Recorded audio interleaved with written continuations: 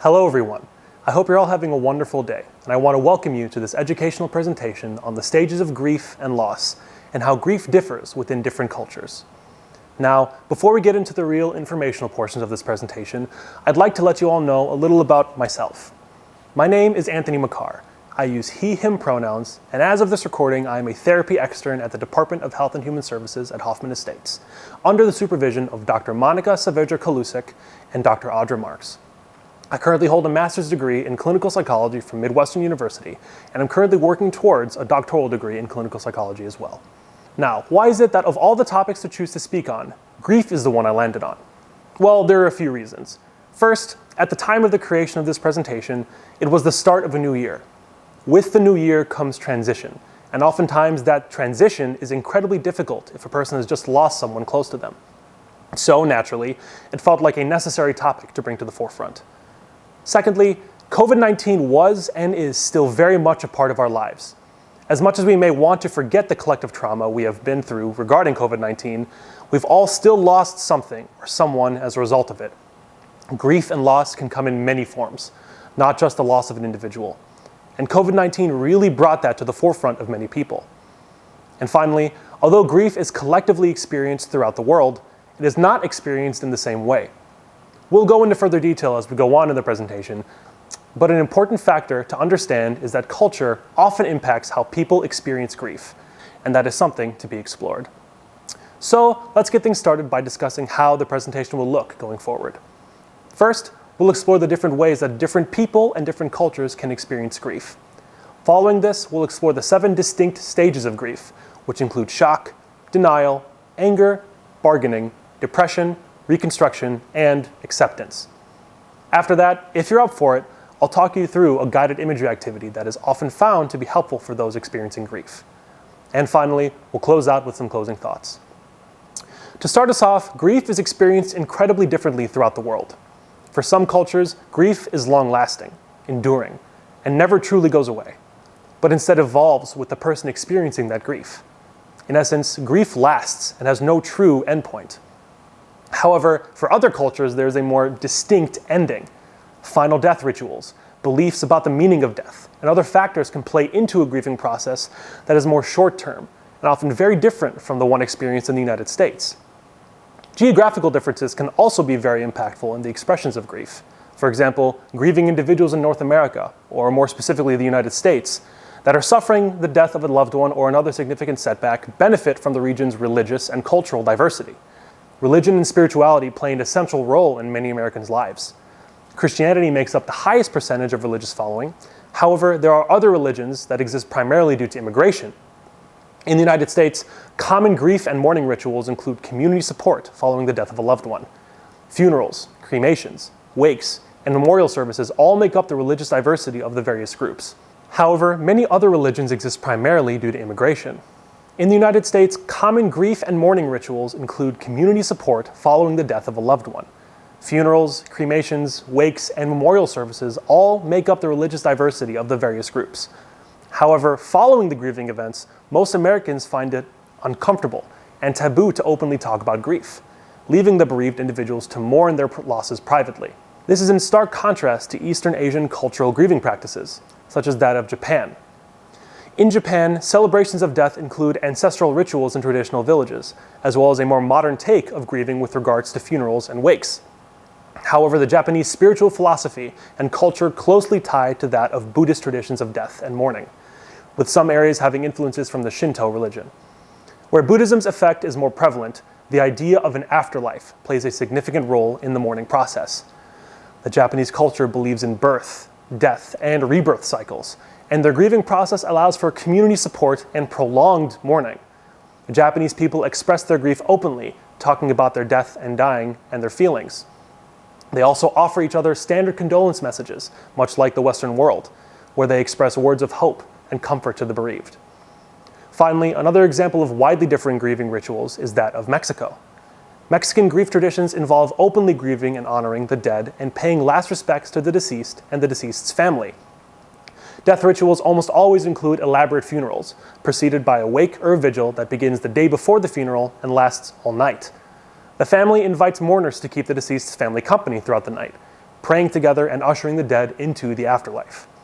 Mexican tradition has a distinct separation between the living and the dead, and they view death as permanent. However, traditional beliefs hold that the dead can often come back to visit the living, making the grieving process an enduring event. In essence, grief is a distinctly different experience depending on the culture it is being experienced in.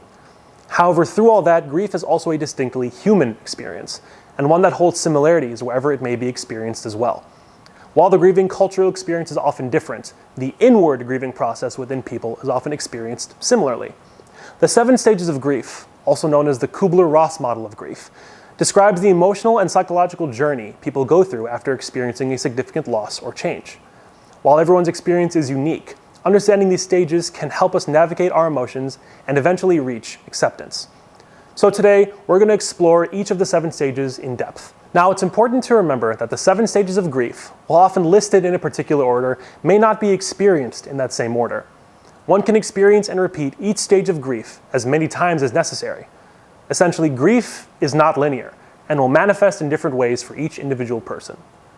The first stage is shock. Shock can often be considered the first line of defense in the body against pain. When we first hear about the loss, we may feel numb or disbelief.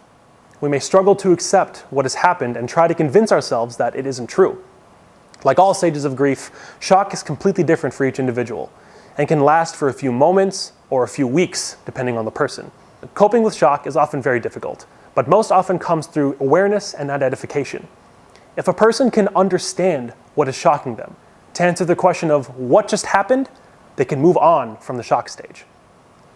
The second stage is that of denial. The denial stage is yet another defense mechanism of the body, often used to avoid pain by denying its existence in the first place. Dr. Amy Duramus describes the denial stage as when loss still feels fake, when you know that the loss happened, but it doesn't feel like it. As a result, the denial stage is the body's way of buying time for the person to process their loss and adjust to the new reality. Coping through the denial stage is often based around reminding oneself of the real and true, the here and now. When a person begins to understand the facts, then denial loses its power. The third stage is anger. Once we begin to accept the reality of the loss, we may start to feel intense emotions such as anger or guilt. We may blame ourselves or others for what has happened, even if we have no control over the situation. This stage can be overwhelming and may last for several months. We may feel frustrated and helpless as we try to make sense of our loss. We may lash out at others or feel angry at the world for what has happened.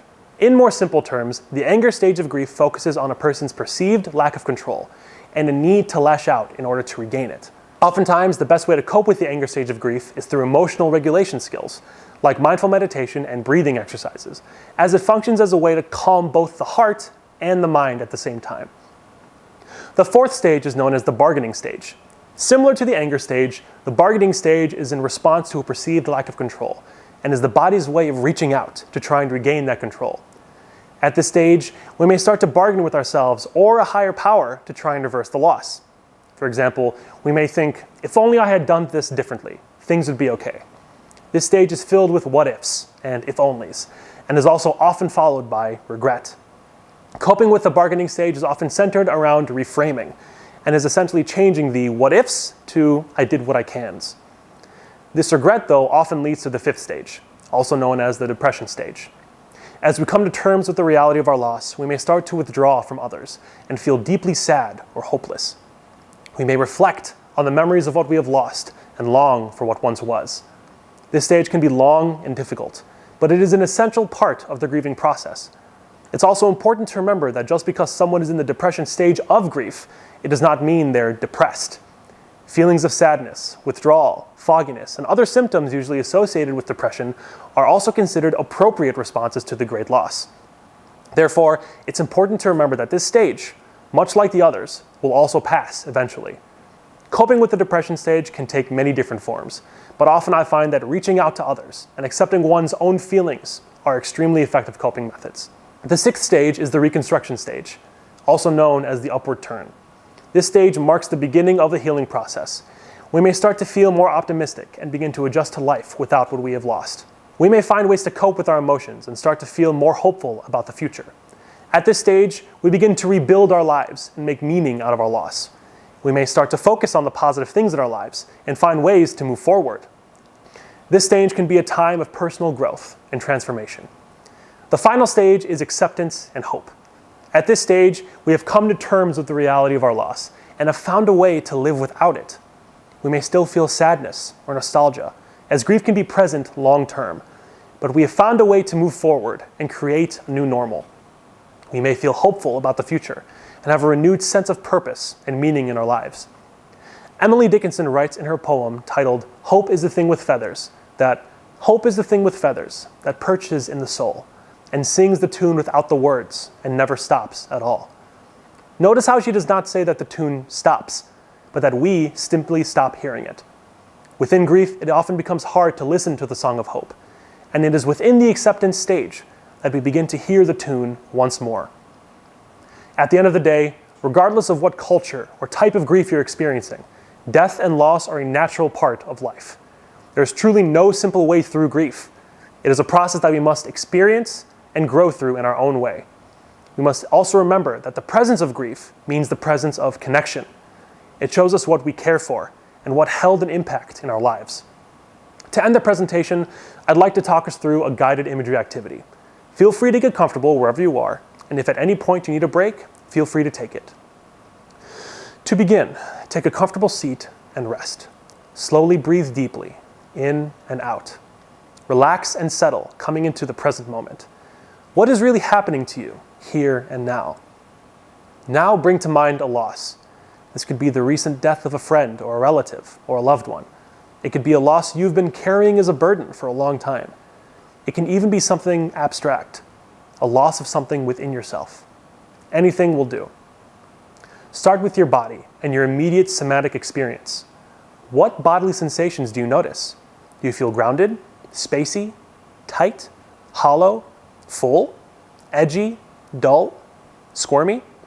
What do you notice? Don't interpret, just feel. What is your body saying to you right now?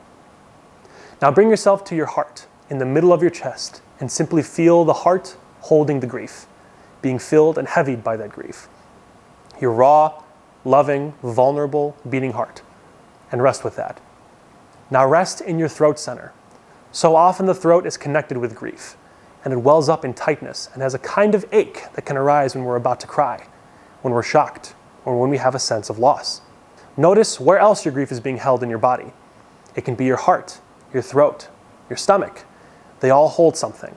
They are processing something. Without words, without direction, naturally the body knows. Then direct your attention to what emotions are arriving. Sorrow, anger, a quality of love, disappointment.